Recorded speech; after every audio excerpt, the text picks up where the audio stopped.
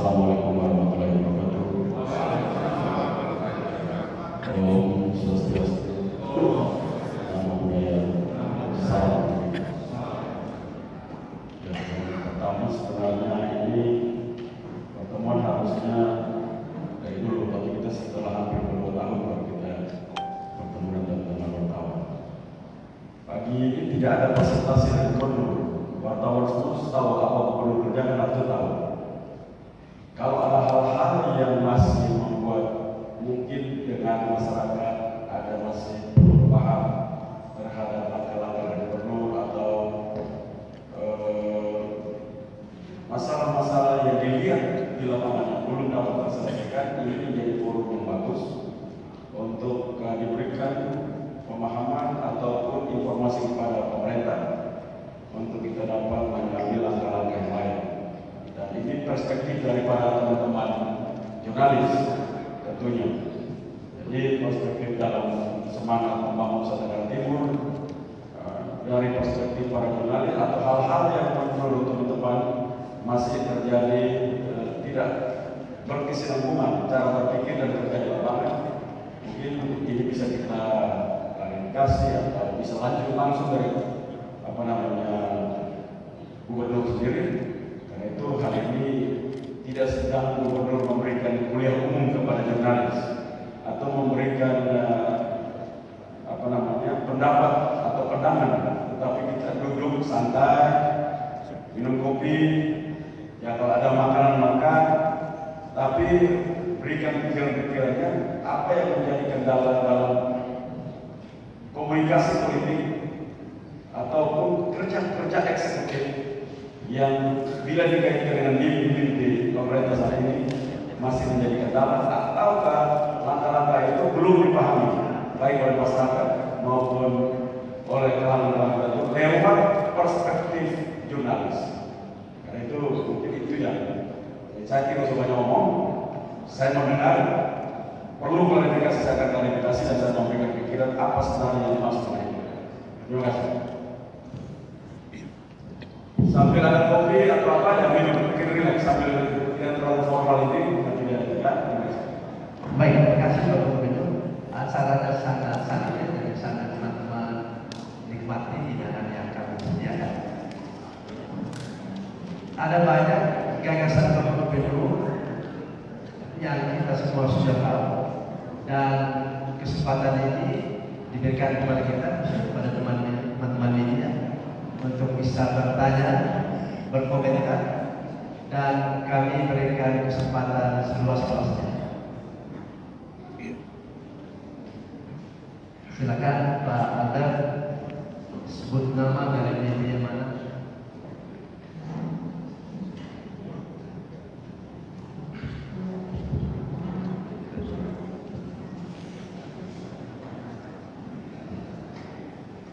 Akan dari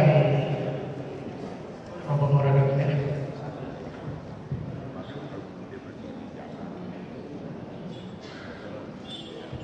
Pak Gubernur yang kami hormati, para pejabat OPD, Astara Humas kami hormati. Singkatnya hadirin teman-teman wartawan yang saya hormati pula. Terima kasih atas kesempatan yang diberikan. Pak Gubernur, ini ada beberapa penyampaian dari saya yang pemikiran-pemikiran mungkin sedikit ke depan. Dalam beberapa bulan terakhir ini, Bapak Gubernur getol sekali dengan program tanam jagung panen PJPS. Ini untuk daerah-daerah tertentu yang mempunyai banyak air persediaannya. Sementara di NTT cukup banyak pula daerah-daerah kering yang juga harus mendapatkan perhatian dari pemerintah.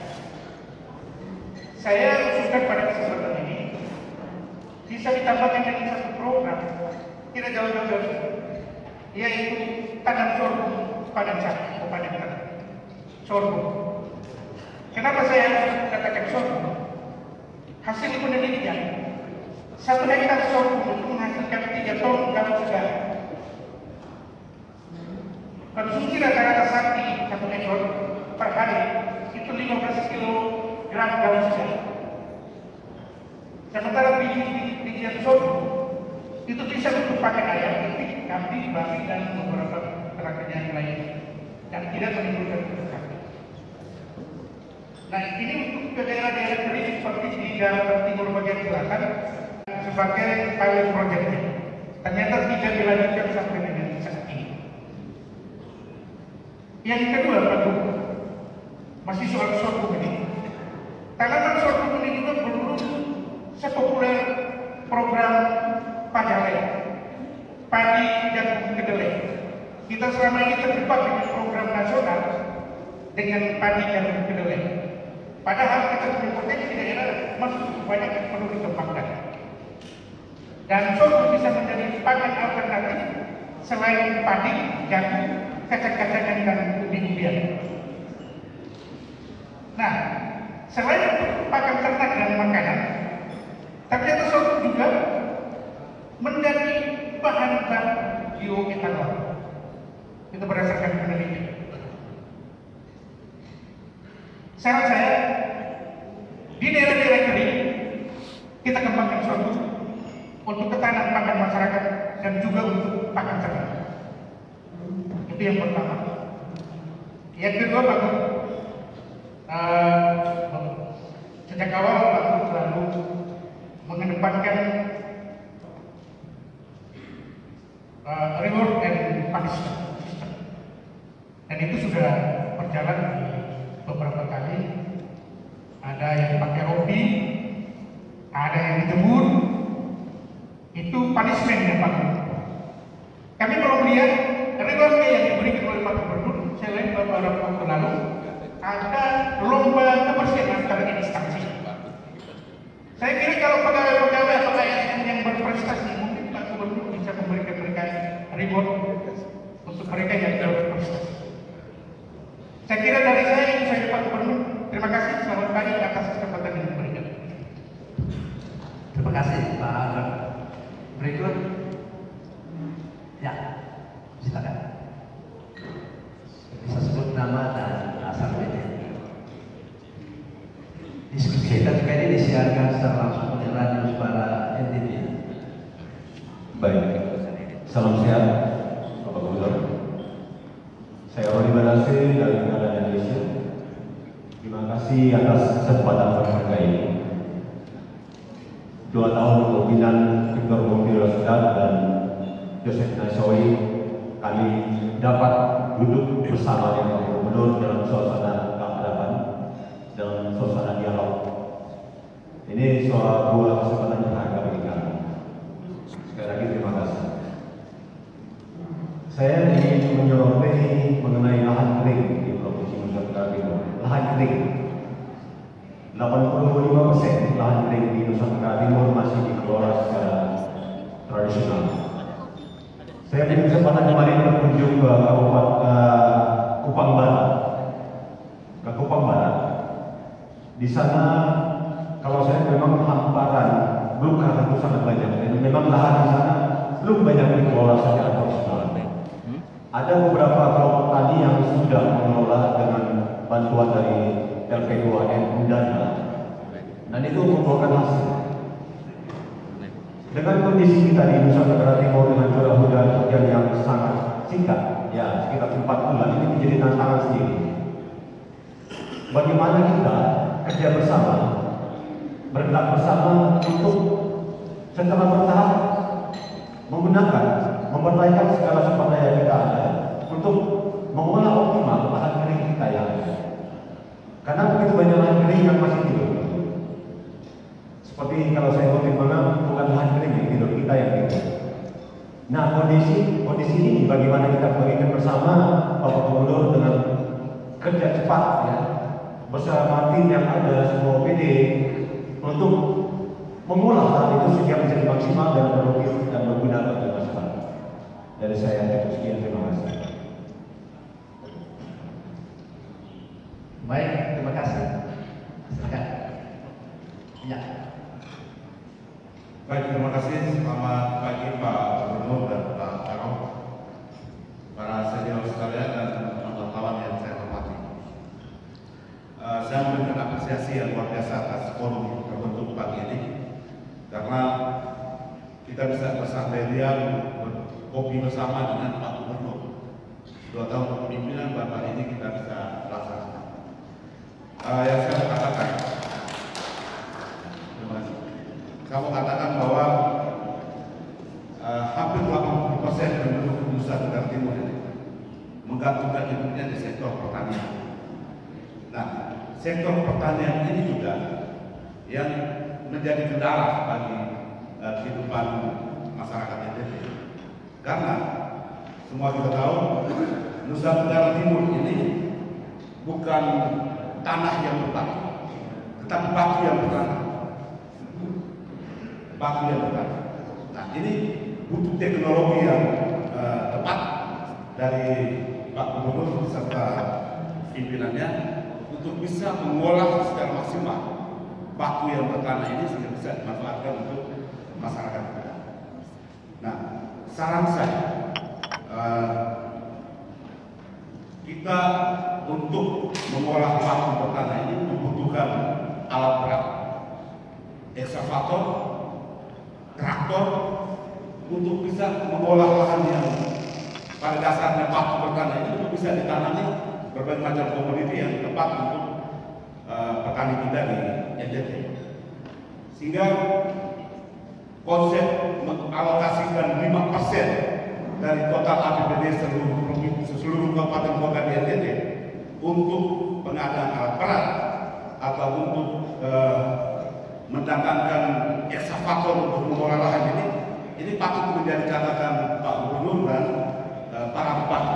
Perlu ada kesamaan konsep, dan Pak Gub dengan peran koordinatifnya bisa menyamakan persepsi dengan seluruh bupati se-NTT untuk sama-sama bersepakat mengalokasikan 5% saja dari total APBD di setiap kabupaten untuk difokuskan pada pengolahan lahan ini.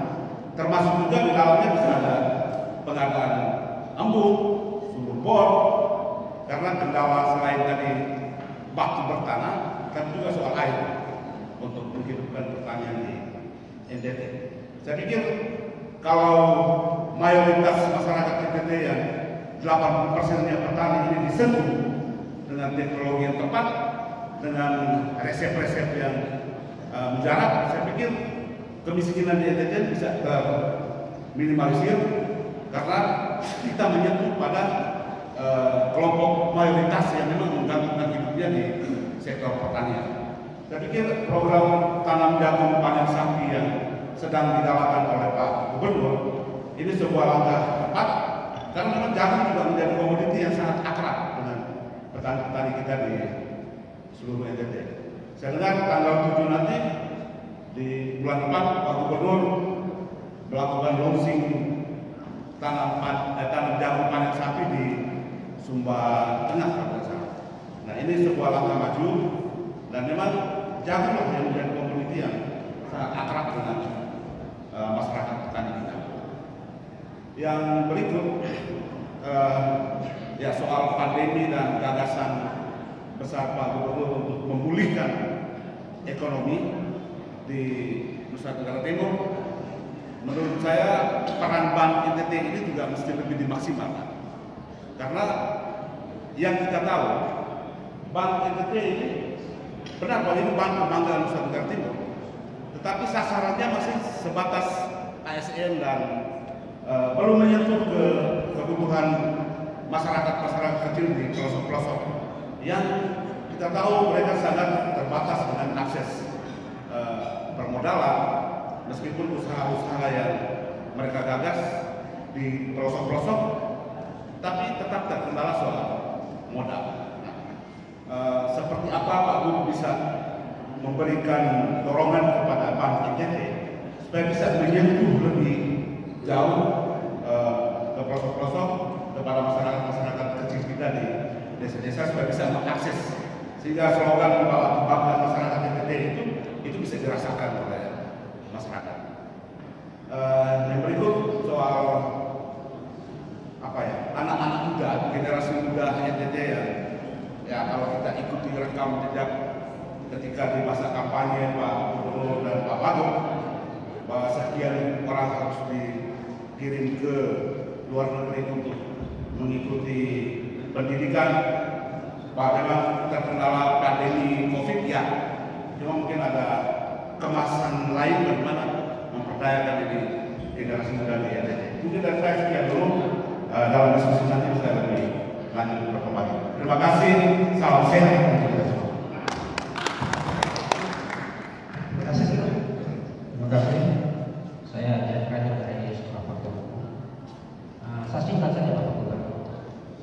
Beberapa program Bapak Gubernur dari Taylor maupun yang saya maksud selama ini dari Taylor maupun Sofia dan terakhir lah saya masuk pada tanam jalan Pak Sapi itu sangat baik masyarakat. Tapi di lapangan Bapak Gubernur belum optimal pengawasan.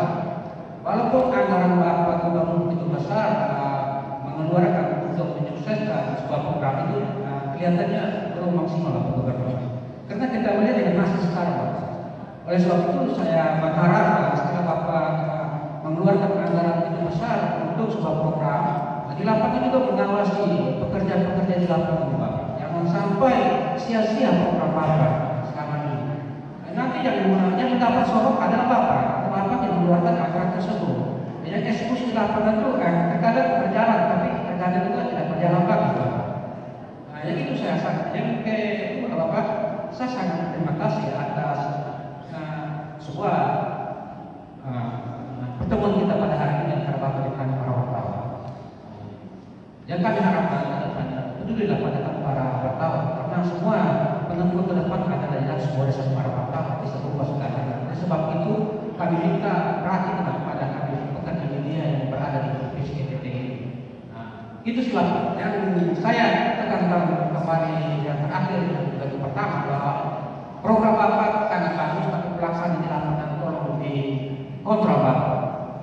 Sia-sia Bapak kritik-kritikan dan pelaksanaannya di lapangan tidak bagus, yang imbasnya adalah Bapak sendiri. Kami sangat mendukung program Bapak. Terima kasih.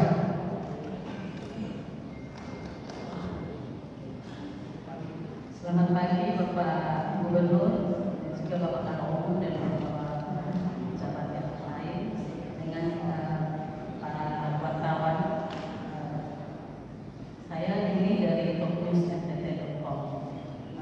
Bapak Gubernur, saya sangat apresiasi juga dengan berbagai program terutama bidang pertanian.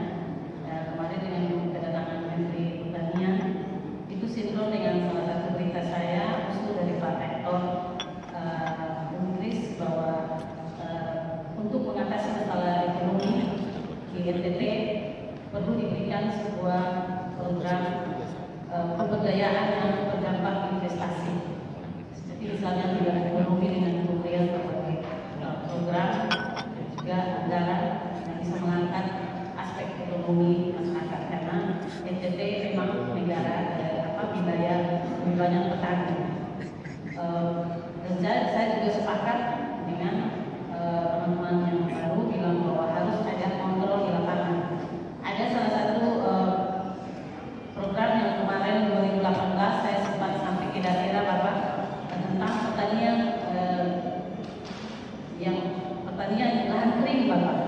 Itu kerjasama dengan toko roda kami dengan menurunkan berbagai pengawas di lapangan PPL dari aspek itu untuk bisa lebih mengawasi petani di lapangan, karena kendala yang dialami oleh petani bukan cuma program dan anggaran Bapak, tapi informasi Bapak, informasi tentang teknologi pertanian yang tepat guna itu sangat minim. Karena mungkin untuk saya keluhan dari petani itu perlu ditambah tenaga PPL Bapak, baik bidang pertanian maupun peternakan, karena kegagalan mereka di lapangan itu lebih banyak daripada informasi untuk bagaimana mengurus pertanian dan peternakan dengan lebih baik Bapak. Terus satu lagi Bapak tentang pendidikan yang sekarang ini Bapak, daring. Kendala yang kami dapati kemarin di daerah BU, TTU, kami turun di sana Bapak, itu Pak Bupati dan juga dari Dinas Pendidikan serta masyarakat yang coba kami wawancara, mereka mengeluhkan tentang kuota data Bapak pertama, terus jaringan. Banyak sekali masyarakat bahkan di dalam kota sini Bapak, karena pendidikan daring mereka jujur orang tua tidak mau beli HP Bapak, sehingga masih banyak anak-anak bahkan di dalam kota sini yang harus pergi belajar di rumah teman untuk bisa menggunakan HP supaya bisa mengerjakan soal-soal mereka Bapak. Kami minta perhatian itu agar siswa tetap bisa menjalani pendidikan mereka dengan baik. Dari pihak sekolah sudah berupaya dari beberapa sekolah di Kota Kupang menggunakan Google Classroom Bapak. Tapi kendalanya juga masih banyak Bapak karena sistem yang dipakai itu belum benar-benar memberikan penjelasan yang akurat kepada siswa. Siswa harus mengolah sendiri materinya. Mungkin ini mohon diperhatikan oleh Bapak agar sekolah-sekolah bisa lebih membuat aplikasi itu yang benar-benar memenuhi kebutuhan siswa Bapak. Hanya itu mungkin untuk sementara yang bisa saya usulkan Bapak. Terima kasih. Baik. Terus silakan Pak. Terima kasih Pak Gubernur. Saya Angkong Kamulin dari Gantrak. Saya menyambut pertanyaan teman saya pertama Alek Vincent tadi. Ya, program Pak Gubernur tanam jagung panen sapi. Saya teringat Pak Gubernur pidato orang-orang tua kita menginformkan antar sapi Pak. Program Pak Gubernur satunya mengembalikan NTT sebagai udang ternak. Pertanyaannya Pak, dalam memori serah terima dari Pak Gubernur yang Pak Pras, kan ada program anggur merah Pak, 10 tahun Pak. Kalau itu dijalankan betul-betul Pak, Timur sudah penuh dengan sapi Pak, lahan tidak ada lagi Pak. Saya teringat ini karena 2 tahun lalu kami pernah wawancara Pak Kasbit Kolo, dia mengatakan bahwa sapi anggur merah ini ada rekayasa Pak. Hanya masyarakat punya sapi, tapi tujuh kalau itu anggur merah Pak, sapi anggur merah. Dinas Peternakan sampai jam ini Pak, kami tanya pun populasi sapi anggur merah sudah berapa? Tidak menyebutkan, tidak berani menyebutkan sudah berapa yang ada di lapangan program anggur merah ini. Program Pak tanam jagung panen sapi Pak, mungkin ada datanya Pak. Dalam umur itu berapa ribu ekor yang ada, sehingga tambah lagi program Pak Gubernur ini bisa kembalikan energi dari orang ternak. Terima kasih.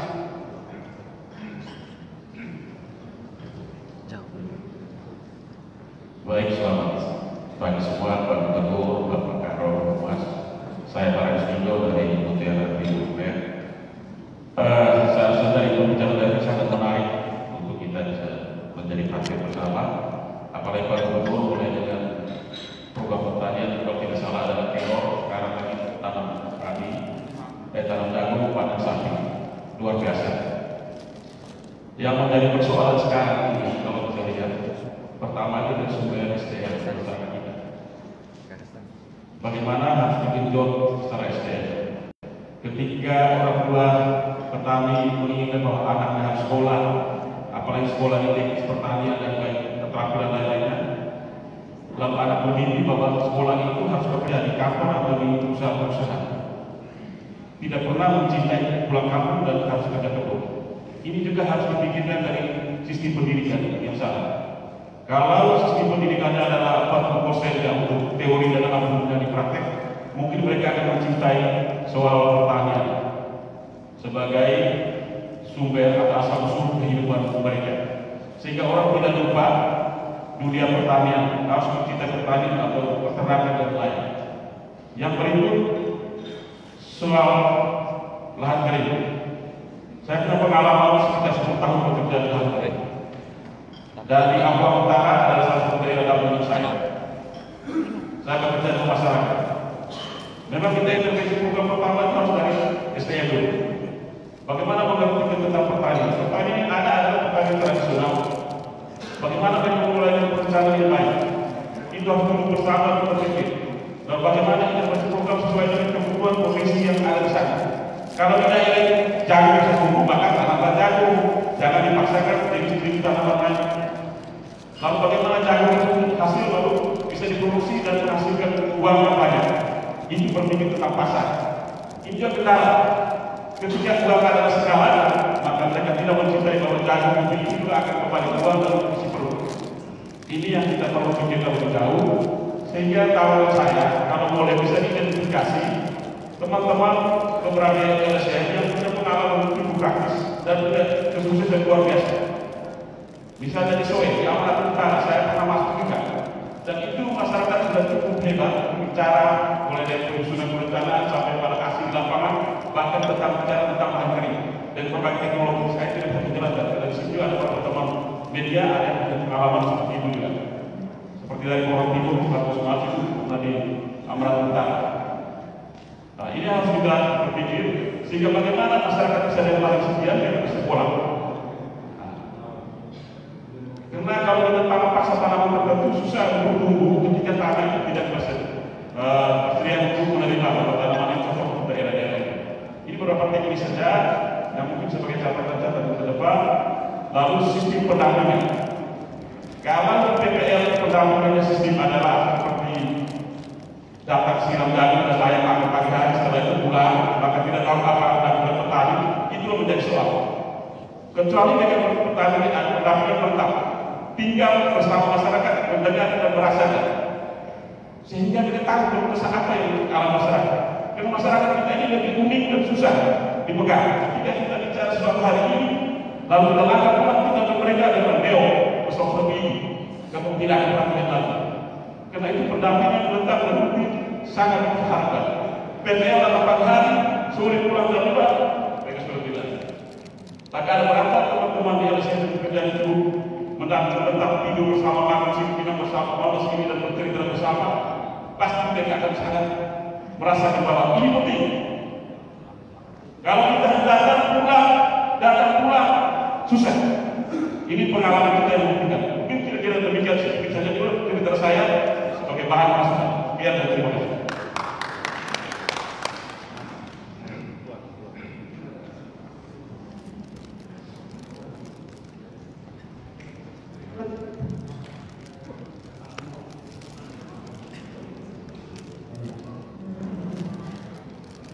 Terima kasih teman-teman semua. Saya Charles Giti dari Timor Express. Yang pertama, ini momen yang langka bagi kami. Teman-teman wartawan ada yang sebelumnya di luar daerah, ada yang di mana dari luar negeri mungkin, tapi meluangkan waktu hari ini harus hadir dan ini momen langka. Bicara tentang pembangunan, menurut saya hari ini masalah yang paling besar karena di desa. Di desa itu konfliknya lebih besar ketimbang Pak Gubernur gotok-gotokan dengan DPR dan teman-teman pimpinan OPD. Kalau desa itu tidak diatur secara baik, maka program apapun yang turun ke sana itu tidak akan menyentuh masyarakat. Domba kalah yang urus tanah segala macam, jadi gotong pawat apapun di sana itu mental semua.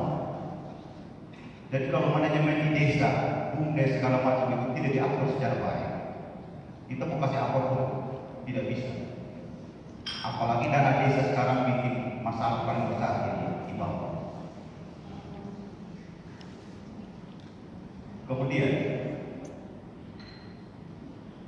untuk Pagu, berapa banyak lagi eselon 2 yang mau dicopot?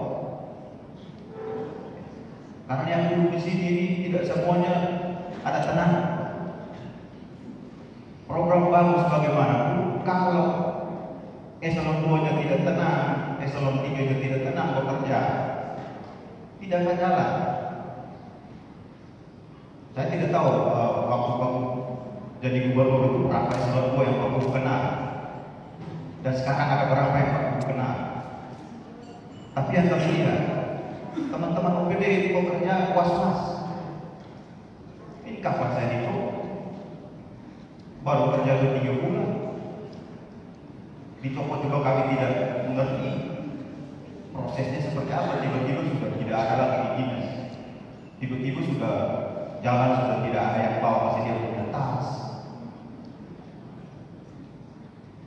Jadi menurut kami pola penempatan ASN khususnya di tingkat pimpinan OPD itu menurut kami bagus masih raba-raba, belum pasti. Kapan pastinya kalau sekarang sudah tahun kedua, masuk tahun ketiga? Kapan mereka bekerja serius, kapan mereka fokus? Terima kasih. Baik, terima kasih Pak Charles. Berikut, ya.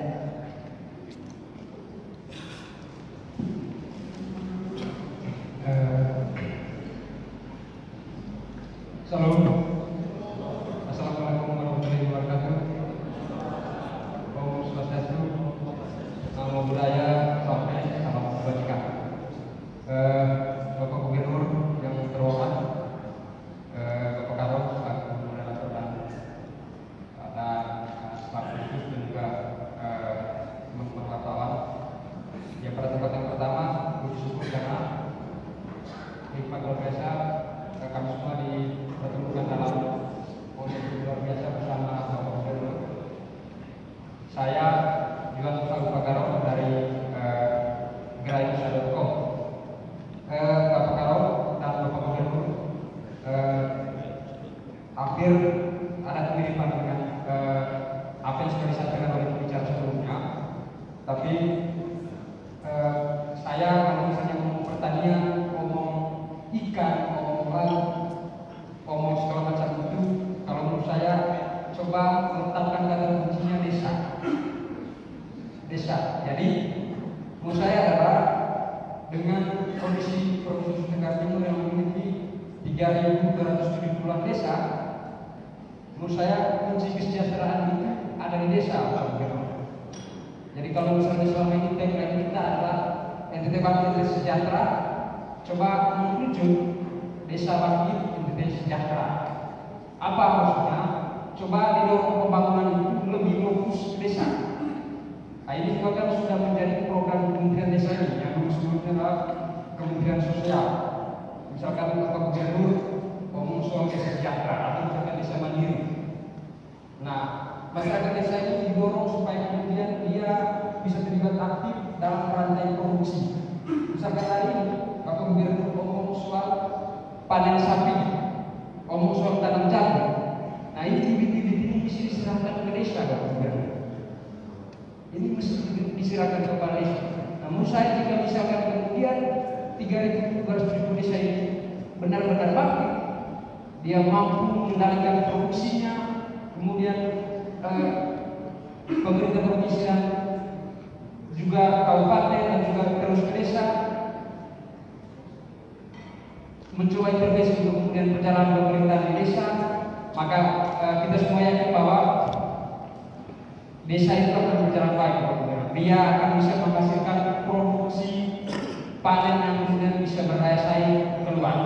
Tinggal strategi yang dibuat oleh pemerintah provinsi adalah bagaimana tatanan pemerintahan di desa ini benar-benar berjalan efektif supaya kemudian hasil produksi tani masyarakat itu bisa berdaya saing keluar. Terima kasih. Selamat pagi. Baik, di sebelah kiri. Ya.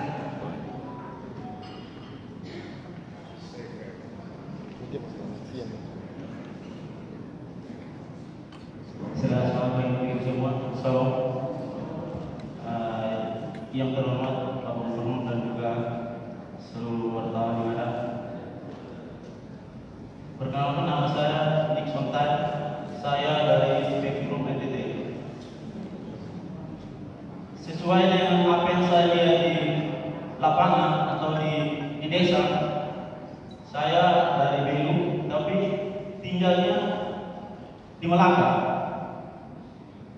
Di desa Melaka, di desa-desa yang ada di Melaka itu, sekarang ini yang mereka alami bukan tanam jagung, panen sapi, tetapi tanam padi, panen kacang hijau. Ini alasannya apa? Karena air ini sangat dibutuhkan oleh petani-petani yang ada di desa. Sampai hari ini saya dimohon terus oleh warga-warga yang ada di sana untuk air. Bagaimana kawan-kawan bantu saya untuk kasih naik cakup ini, lahan ini karena tidak ada air. Saya katakan, coba hubungi Bapak Desa. Apakah ada program untuk bantu air atau tidak?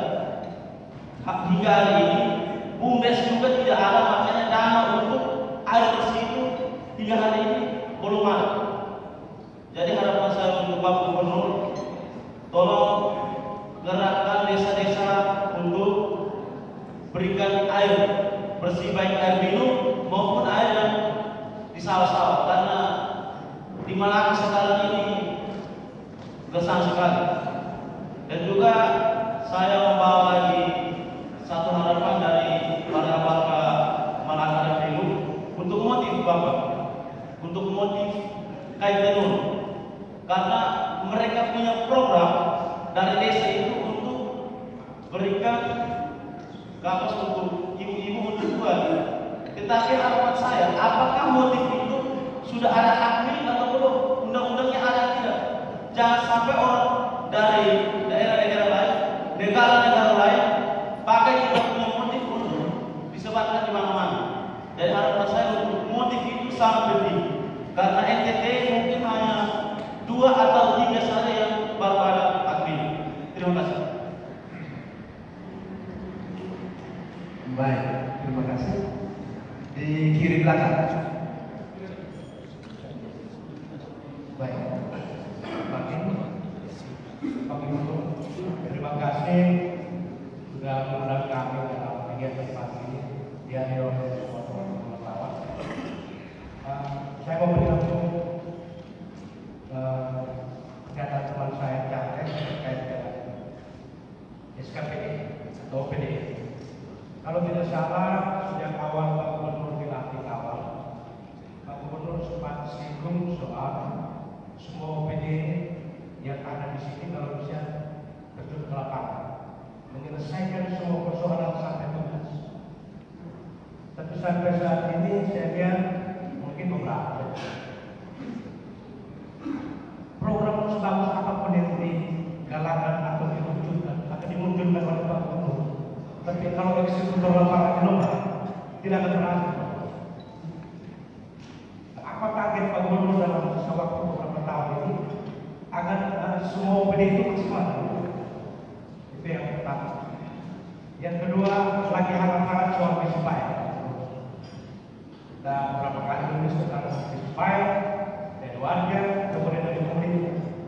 Lalu muncul isu informasi soal adanya pelanggaran HAM terkait dengan lahan itu.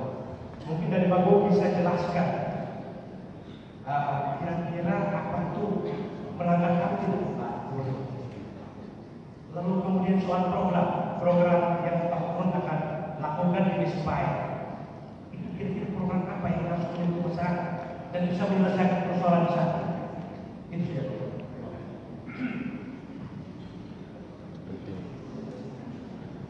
Yang kiri belakang, yang paling belakang di sebelah kiri.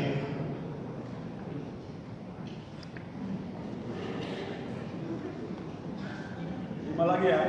5 lagi. Ya. Baik, terima kasih.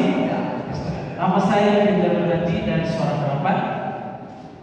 Terima kasih buat kesempatan yang berbahagia ini. Saya dari Nolbaki, Kabupaten Lebak, Pak Gubernur. Di Nolbaki dikenal dengan sawah, ya, menghasilkan padi dan beras. Fakta yang saya temukan, Pak Gubernur, saya temukan di satu kelompok namanya Rindu Sejahtera dari 322 hektar yang dieksekusi untuk tanam sebanyak 987 hektar, sisa 133,3 hektar yang tidak dieksekusi karena air. Program TCPS sudah dari pihak pemerintah sudah menurunkan rekor, tetapi tidak diterima dengan baik oleh para petani yang ada di sana. Sebagian sudah dibaca, tetapi sampai dengan detik ini tidak dieksekusi, Pak. Problem yang saya temui di lapangan adalah masalah air. Dari pemerintah Kabupaten Kupang sudah berinovasi, berupaya semaksimal mungkin di tahun kemarin menggali 7 buah sumur, tetapi kering. Sedangkan dan Bapak Bupati sendiri menginginkan punya pergumulan yang panjang. Kalau kita melintasi Timor Raya, minimal di rumah itu ada hijau, tetapi sampai detik ini tidak eksekusi Bapak Gubernur. Karena problem adalah masalah air. Mereka butuh bantuan sumur bor agar mimpi Bapak Gubernur dalam rangka TCPS bisa berhasil. Karena Lombaki adalah pintu gerbang. Ya Bapak. Noel Baki Bapak. Ya, di Kabupaten Kupang. Kelompoknya Rindu Sejahtera Bapak. Terima kasih. Tuhan berkati. Saya minta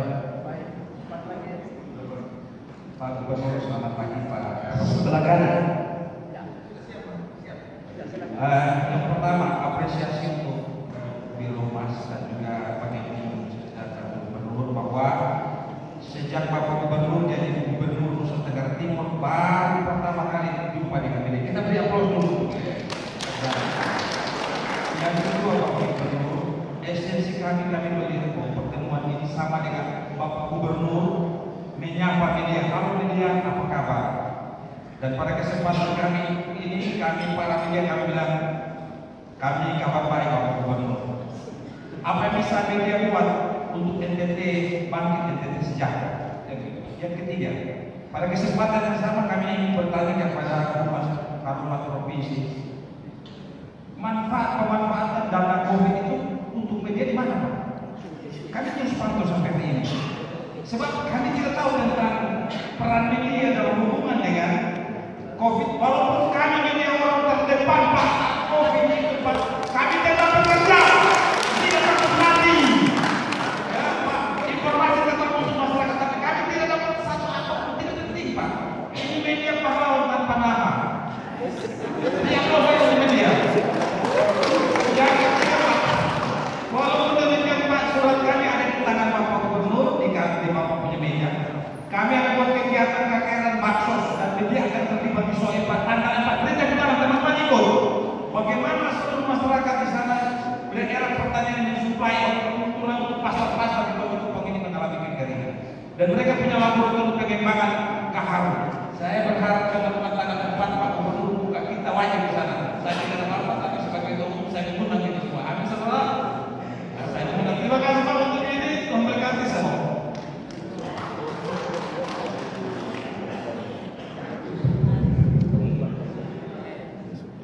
Gubernur mari Pak. Ya, Pak.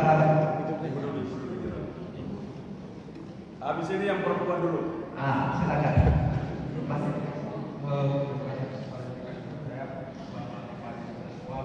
Gubernur sama jajaran SKPD. Nama saya Budi Hadin dari Fox NTT. Sama seperti teman-teman yang lain, bersyukur sekali pada apa yang kita bisa bersuarakan dengan Pak Gubernur. Pada kesempatan ini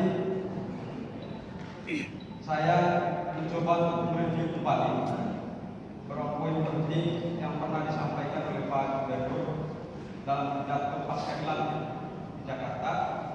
Yang pertama terkait Fox NTT mencatat untuk tanggal 5 September. Pertama berkaitan dengan moratorium tambang, lalu yang kedua berkaitan dengan moratorium perdagangan manusia. Jadi waktu itu pernyataan Pak Gubernur cukup keras menurut Fox NTT, bahkan sampai siap mematahkan kaki para mafia human trafficking. Karena itu dari dua poin itu moratorium tambang dengan perdagangan manusia, yang saya mau tanyakan adalah kira-kira realisasinya sampai 2 tahun bagaimana? Itu yang pertama. Yang kedua, Saya salah satu orang yang senang sekali ketika mendengar video kampanye Pak Gubernur di Maumere kalau tidak salah. Bagaimana Pak Gubernur dengan sangat bersemangat bahwa NTT ke depan akan tidak hanya bersaing dengan Bali, Jawa, atau daerah lain Indonesia, tapi dia siap bersaing dengan Timor Leste, New Zealand, Australia, Vanuatu, dengan Fiji di sana. Pertanyaannya kira-kira sekarang ini kita sudah mirip dengan negara mana? Atau justru kita masih tertinggal dengan daerah lain di Indonesia? Itu yang kedua. Yang ketiga,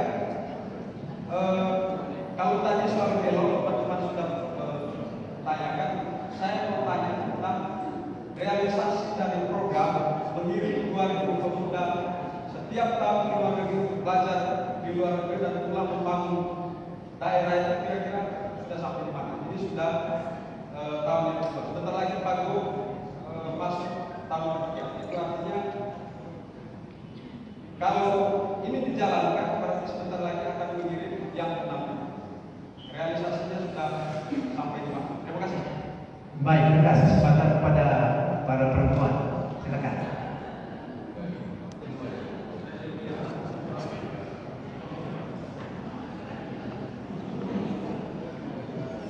Terima kasih. Selamat pagi. Perkenalkan, saya Irawati dari DPRD NTT Pak Gubernur. Hari ini kami Kornik bisa berdialog dengan Pak Gub sangat-sangat menggugah semua media. Mungkin unek-unek yang selama 2 tahun tertahan, mungkin hari ini semuanya ingin dilimpahkan ke Pak Gub. Tapi bagi saya secara pribadi dan untuk DPRD, mungkin hanya satu poin Pak menyoroti, NTT sangat kaya dengan pariwisata. Sejauh mana concern Pak Gubernur dan khususnya pemerintah NTT untuk segera meningkatkan pariwisata. Jangan sampai NTT yang menjual itu justru pusat. Pak Jokowi mungkin sudah berusaha untuk menjual Labuan Bajo. Tapi banyak daerah yang sebenarnya potensinya perlu diangkat. Tapi salah satu yang kami pandang adalah kurang fokus. Sangat kaya, tapi hanya mengendal kekayaan itu sendiri. Sementara bagaimana seandainya selain Labuan Bajo atau mungkin daerah lain yang bisa dijual, itu salah satu kita fokuskan lebih ke masyarakat dan meningkatkan potensi pariwisata itu sendiri. Jangan sampai kita kalah dengan NTB. NTB sekarang sudah begitu gencar. Mungkin Pak Gub mohon maaf kalau kami sedikit menyoroti, sepertinya dinas-dinas pariwisata yang di daerah-daerah itu sendiri mungkin hanya merasa kami kaya, tapi hanya kaya yang terpendam. Jangan sampai bangsa lain yang sudah menemukan melihat potensi itu, tapi justru daerah kita sendiri yang tidak mengelola. Mungkin dari masyarakat itu sendiri, mari kita gerakkan, jangan sampai kita kalah dengan tetangga dan yang membuat daerah lain. Pariwisata NTT tidak kalah Pak, sangat-sangat variasi dan sangat mempunyai nilai jual yang sangat tinggi. Mungkin kalau tergarap dengan baik, kenapa kita harus mau menggandeng dengan pihak swasta? Atau mungkin kita kalau kita tidak perlu malu, mungkin kita berkonsultasi dengan daerah mana yang bisa menjual. Kenapa itu tidak? Kita mengambil ilmu dari mereka untuk menjual potensi pariwisata dan tentunya itu akan mengangkat potensi perekonomian masyarakat setempat. Terima kasih. Selamat pagi. Baik, terima kasih Ibu Magelis.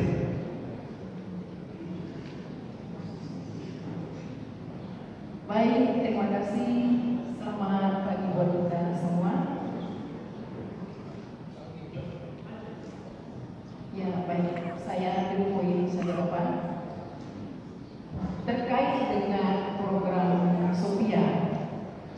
yang mana saat ini banyak masyarakat di luar sana yang selalu tanya, kapan kita mau merasakan Sophia ini? Dan ketika kita mau membeli, belinya di mana? Pertanyaan saya sekarang adalah, kapan perdanya itu ada? Dan kelanjutan dari program itu sudah sejauh mana? Dan yang berikut adalah, dari Bapak Gubernur sudah mencanangkan program Sophia. Namun di Manggarai Barat masih banyak yang bilang yang menjual Sophia. Nah, kira-kira bagaimana kebijakan dari Bapak Gubernur? Terima kasih. Bapak sudah bisa. Baik, masih diperkuat, masih lagi belakang Bapak Gubernur dan Pak Kapolres atas semua hari ini hadir. Terima kasih sudah bisa sempat hadir di forum ini. Ya, teman-teman bilang ini forum pertama ya. Saya juga sedikit seperti tadi sudah dibilang. Ya, sebelumnya saya Fidel dari Majalah Wisata Fortuna dan www.fortuna.press. Adalah baik ketika Gubernur dan Bagus pertama dilantik mendorong pariwisata menjadi sebuah program prioritas karya di semua sektor. Nah, sampai hari ini kita lihat pergerakan yang luar biasa, dan terlebih di masa pandemi COVID melalui Pak Kadis banyak hal-hal produktif dilakukan dalam rangka mendukung kebijakan pengembangan sektor pariwisata dengan ya presiden beberapa spot ya yang menjadi kekuatan baru bagi NTT untuk bisa ada nama lah ya, di pusat dalam konteks pengembangan pariwisata. Jadi ini menarik dan benar bahwa ini adalah masa cepat untuk penataan destinasi di saat kunjungan wisatawan menjadi ini kesempatan kita berbenah. Nantinya kata Presiden bahwa tahun depan menjadi tahun yang paling ditunggu-tunggu untuk peningkatan kunjungan, sekiranya itu benar. Yang kedua, baik Labuan Bajo itu menjadi destinasi premium diikuti dengan berbagai aktivitas dan proses pembangunan dan lain-lain. Tapi itu terus terang di beberapa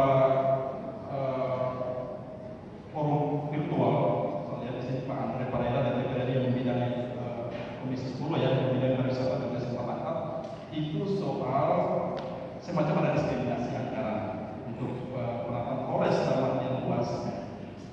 Semua anggaran nyaris ya ditujukan ke Labuan Bajo, sementara kabupaten lain seperti katakan Manggarai Timur, Magekeo, Sigap, ini anggarannya banyak sekali, baik di APBN, APBD maupun juga di kedua kabupaten. Saya lihat Siska itu kalau tidak salah di Nasdem mengalokasikan 1,6 miliar, bisa dibayarkan Labuan Bajo hampir triliun, sementara Siska sebagai pintu timur Polres itu masuk timur Polres dengan anggaran yang begitu minim.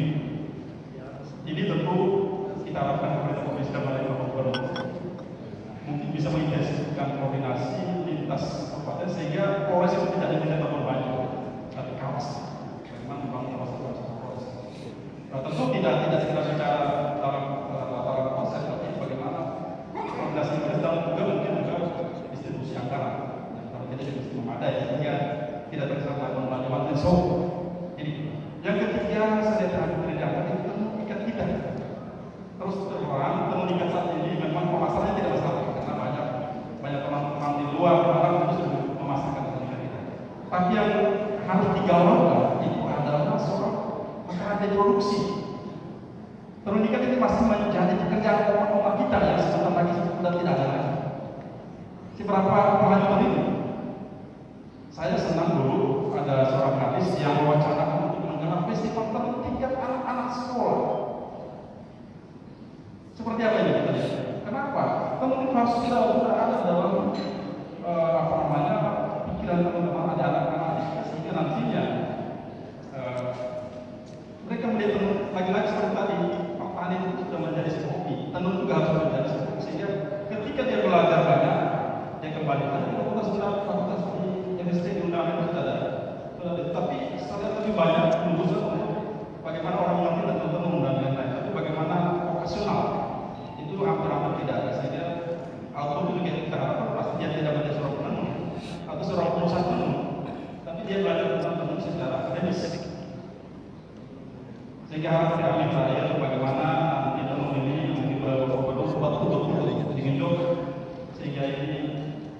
tidak hilang mata-mata korupsi ini.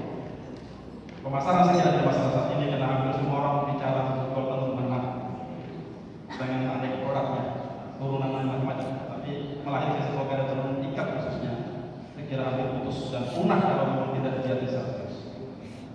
Sekali lagi terima kasih dari kami atas perhatian Bapak Gubernur yang bersama pariwisata. Terus terang sebagai media pariwisata kami dari awal saya selalu Gubernur saya bilang ini luar biasa dan mudah-mudahan ini mendorong ke depan sehingga cita-cita menjadi sentra pariwisata bisa kita. Terima kasih dan selamat pagi. Baik, terima kasih. Satu lagi ya, satu yang terakhir. Baik, terima kasih Pak Karo. Selamat pagi Pak Abu, teman-teman semua. Baik, saya izin bicara langsung. Pak Gubernur, terima kasih. Hari ini pertama kali kita ketemu dalam kurun waktu 2 tahun. Bahwa yang pertama, Pak Gub sejak awal punya keinginan besar bagaimana melihat kota Kupang dan kota-kota di seluruh NTT itu bersih.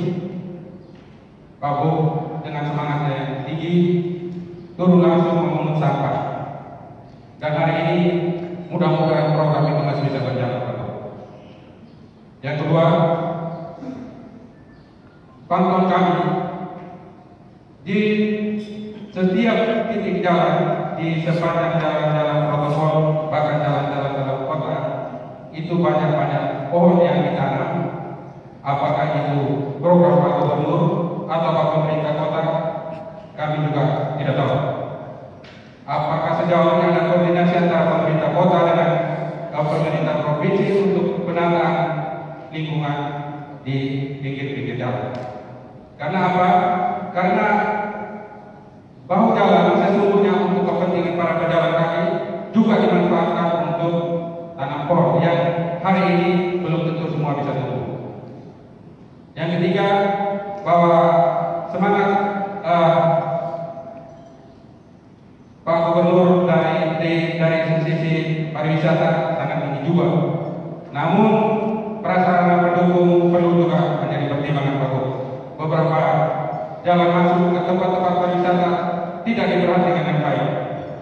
Itu menjadi perjuangan Pak Gubernur dan para pemangku kepentingan. Terima kasih. Baik, terima kasih. Pak Gub, satu lagi dari antara, silakan. Satu lagi yang terakhir. Terima kasih. Saya Dedi Pak Gub dari antara. Satu pertanyaan. 2 tahun lagi, Labuan Bajo akan menggelar Kejuaraan Internasional. Ada 2 event yang sangat luar biasa dan dunia. Yang kami ingin tanyakan Pak, konsep apa yang akan dilakukan pemerintah provinsi dalam menghadapi 2 event internasional itu dalam pembangunan sektor pariwisata di Labuan Bajo? Yang kedua Pak, NTT kaya dengan potensi kelautan, tetapi kelihatannya belum dikelola secara optimal selama 2 tahun kepemimpinan Pak Gub, yang selama ini lebih pada orientasi pengembangan sektor pertanian. Konsep-konsep seperti apa Pak untuk pembangunan sektor perikanan dan kelautan? Beberapa tahun lalu kalau saya tidak salah, NTT pernah mengirim rumput laut ekspor. Seperti apa kelanjutannya sampai sekarang? Yang ketiga Pak, selama 2 tahun kami melihat bahwa Pak Gub selalu mengungkapkan hal-hal yang membuat polemik sedikit di masyarakat. Di Sungai Pak Gub menyebut orang Sungai amplah. Terus kemarin sempat menjadi viral bahwa orang Sumba, orang Timur menjadi kantong orang miskin. Hal-hal seperti ini menimbulkan perdebatan yang sangat luar biasa di sini. Kami ingin tahu dari hatinya Pak Gub, mengapa Pak Gub selalu mengungkapkan hal-hal yang menimbulkan kontradiktif seperti ini. Dan sehingga kami tahu Pak Gub ya, termasuk masyarakat sendiri tahu dari hatinya Pak Gub apa sebenarnya. Apakah memang orang di Subang termasuk orang yang bodoh dan tua? Karena kemarin di media sosial sempat disebutkan bahwa orang Sumba tidak bodoh. Ada dokter Kemal di sana. Dan begitu banyak juga dokter di Undana, bahkan profesor Pak.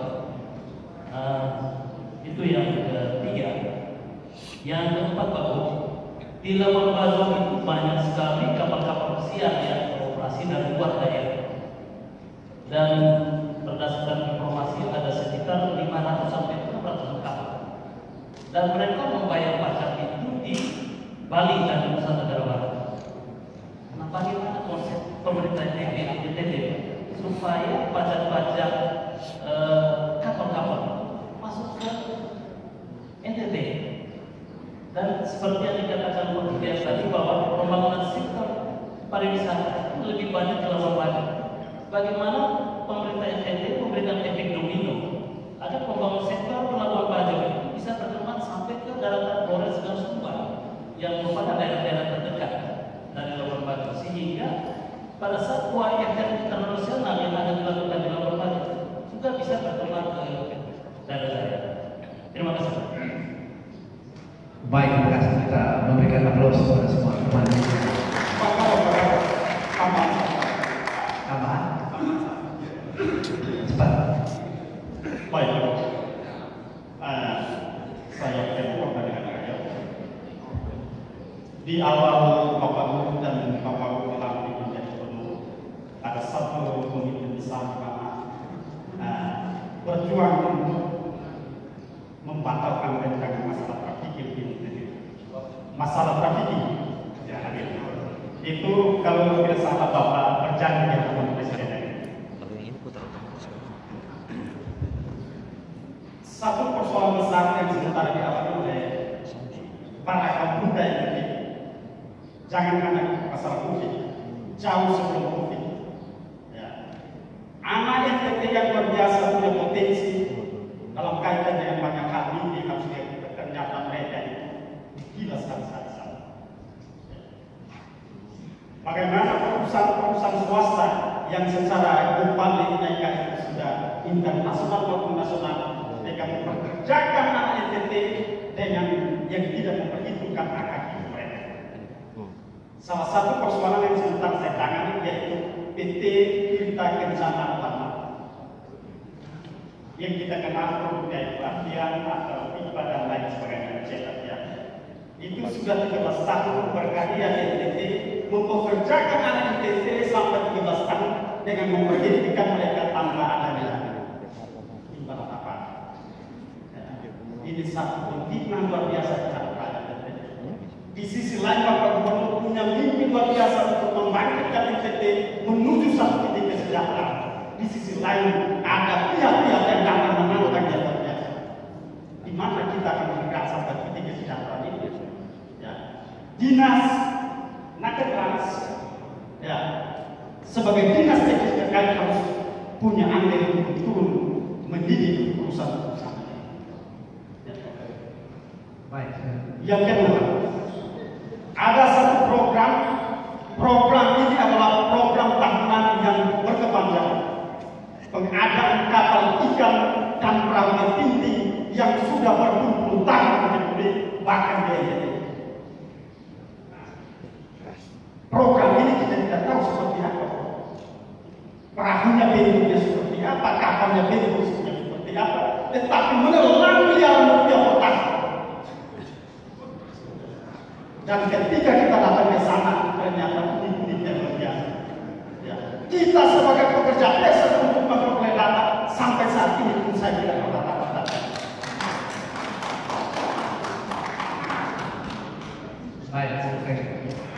Jadi, saya minta kalau bisa pekerjaan yang model-model begini kita sama-sama memberikan perhatian besar. Yang ketiga, bukan pertanyaan tetapi usulan. Kalau bisa Pak Gubernur, wartawan-wartawan yang luar biasa berpikirnya hebat ini, jangan hanya menjalankan empat fungsinya. Berikanlah mereka peluang untuk mereka juga berkreasi membangun NTT secara nyata. Anjuran saya kalau bisa, coba kita hidupkan daripada yang dulunya didirikan oleh Gubernur sebelumnya. Gerakan membangun desa, melibatkan langsung wartawan di dalamnya. Para jurnalis diberikan desa ini, wartawan ini, desa ini, wartawan ini, aturlah sehingga kita sama-sama berkreasi membangun NTT terus. Sekali lagi saya ucapkan terima kasih. Baik, terima kasih.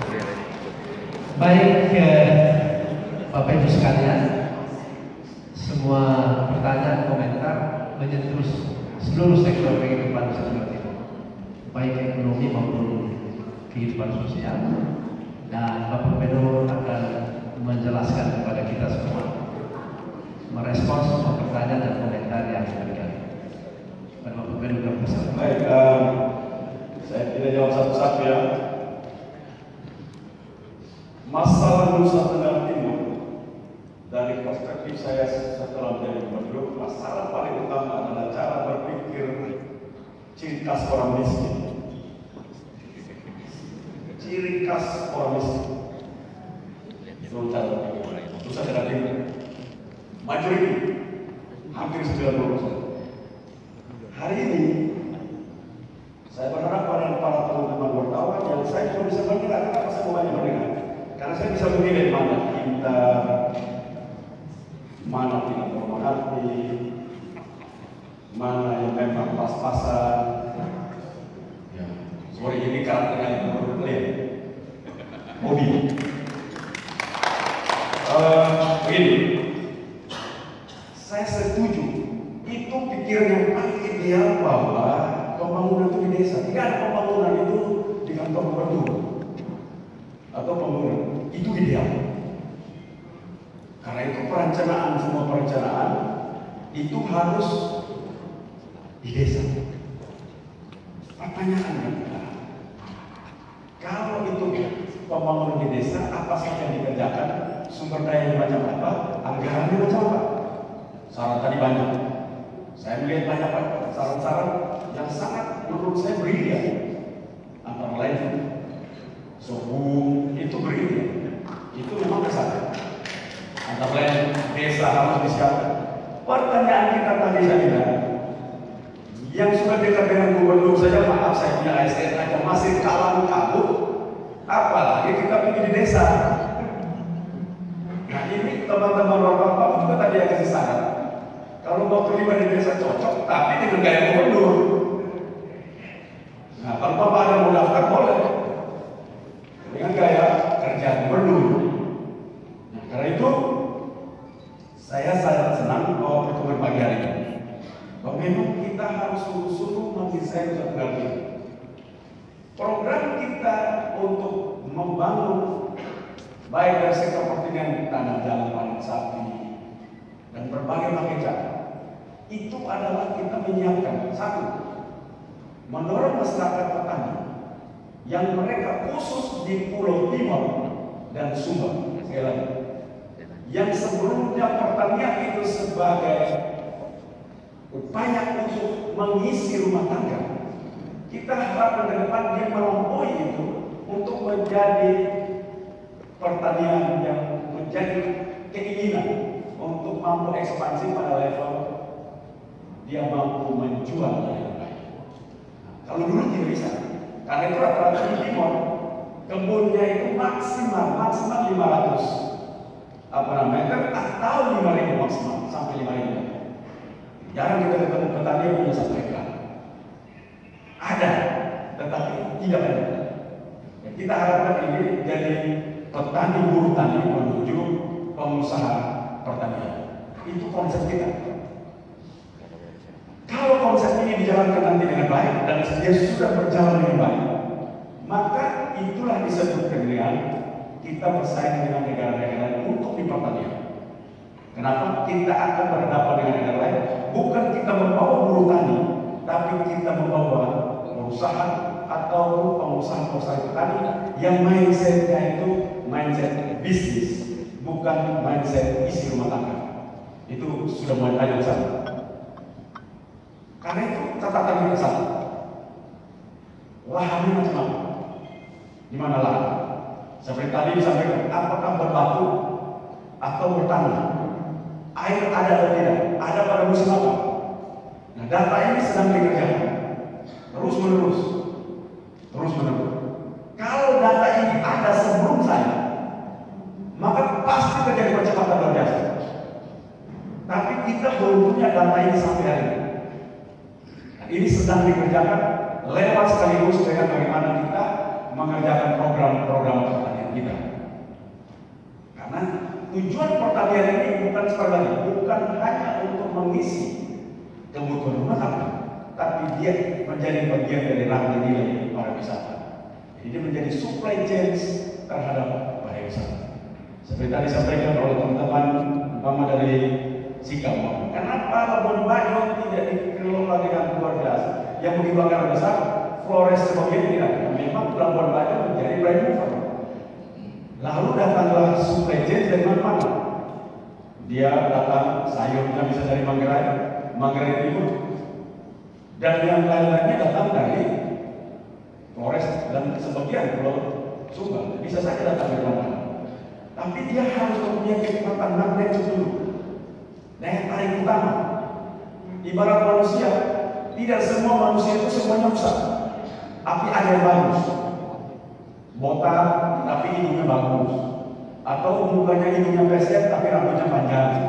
Harus ada attraction-nya.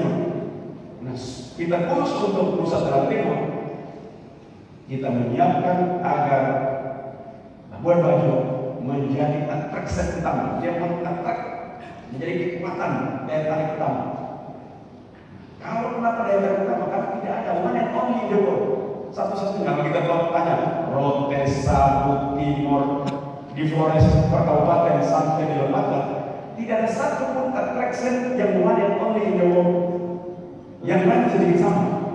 Tapi kalau Komodo tidak ada yang sama. One and only. Nah, karena dia one and only, maka dia harus dikelola dengan baik. Bagaimana cara supaya ke depan ini menjadi kekuatan? Setelah saya masuk menjadi gubernur, kita tahu bahwa dari dulu Provinsi Nusa Tenggara Timur tidak pernah termasuk dengan Kabupaten Pangandaran Barat. Bahkan seluruh kabupaten di Flores tidak pernah mendapatkan keuntungan langsung dari Taman Nasional Komodo. Ada keuntungan tidak langsung dengan yang berdiri hotel di Labuan Bajo. Tapi keuntungan langsung pengelolaan Taman Nasional Komodo Nusa Tenggara Timur tidak pernah memperoleh. Hari ini kita konkuren dengan pemerintah pusat. Apa itu konkuren? Kita bekerja bersama di dalam Taman Nasional Komodo. Nah, itu menurut saya pertama kali terjadi dalam sejarah kebangsaan kita ini, berbangsa dan bernegara. Sebuah Taman Nasional dikerjakan secara konkuren. Nah, kalau dikerjakan, bagaimana pemerintah provinsi punya tanggung jawab? Maka kita masuk untuk mengelola itu agar mempunyai kualitas seperti negara-negara lain. Seperti negara-negara lain. Bagaimana negara-negara lain? Mereka tidak pernah datang sebuah tempat attraction yang begitu terkenal, tidak ada datang daftar tiket tidak. Begitu datang langsung semua sudah beres. Kamu mau lihat mulai dari Amerika, mau datang berkunjung ke Taman Nasional Komodo, begitu nyampe nama sudah ada, semua sudah ada, tempat sudah ada, jenis kelamin, kamu punya bentuk keluarga berbanyak, ketahuan. Langsung ketahuan. Nah, itu berarti standar pelayanan kamu, pelayanan kelas internasional. Dan itu sedang dikerjakan. Kalau seandainya tidak COVID, harusnya bulan Desember ini kita sudah launching setiap orang yang datang untuk masuk Taman Nasional Komodo, kita tahu siapa dia, berapa lama dia di sini, jauh sebelum dia sampai di Indonesia, bahkan sampai di Taman Nasional Komodo. Karena kita akan mempunyai data di situ yang boleh masuk Taman Nasional Komodo cuma 50.000 orang. Jadi satu orang kartu yang members card itu $1.000 perpanjang pertama. $1.000 itu maka akan kita punya, kalau terjual $50.000 itu maka $50 juta. Teman-teman wartawan, kalau $50 juta kali currency hari ini berapa? 12 taruhlah 312.000. Berapa itu uang? Nah, cepat lambat berarti itu uang setelah. Nah, itu kalau 10 saja dia kan ada di 500 miliar. Tambah 2.000 berarti dan 12.000 dos, 10.000 totalnya 32.000. Nah, karena itu sekitar mendekati 600 miliar kita akan peroleh. Itu sebuah lompatan ekonomi. Dan lompatan itu bukan imajinasi dan tidak bisa turun. Emang one and only in the world. Mau suka tidak suka, tidak semua orang bisa lihat rumah. Tapi cara desainnya pun kita ubah, mendesain dengan baik sehingga begitu orang sampai mempunyai adrenalin yang luar biasa untuk melihat bagaimana rumah itu ada dibandingkan hari ini. Karena itu nanti ke depan, kecuali Rinca menjadi mass tourism, turis massa, tapi di luar Rinca semuanya menjadi tempat yang premium. Apa itu premium? Tidak mungkin bisa masuk karena hanya membebas only. Dan itu bukan pakai kartu, maksud tanda tangan betul ada kartu, tapi tidak. Dari jauh sana kita tahu semua lokasi akan kita pantau menggunakan ID dan tidak ada satu kapal pun bisa akan dapat masuk karena ketahuan kamu di dalam ada siapa, berapa banyak orang, lewat dari mana, izin atau tidak, semuanya terdata dengan baik. Itu pelayanannya standar dengan negara-negara lain. Kalau dulu kita itu standarnya 2000 tahun sebelum Masehi, itu standar kita. Dan yang saya maksudkan, dia mempunyai standar dengan negara lain adalah services. Dia akan mempunyai standar seperti negara-negara lain. Seperti juga bagaimana kita akan melihat ke depan akan pertumbuhan ekonomi di kawasan ini. Kita akan menuju ke bagian selatan, itulah Golomori dan Donggala. Dengannya diputuskan pemerintah pusat lewat Bapak Presiden umumkan G20 nanti tahun 2023 akan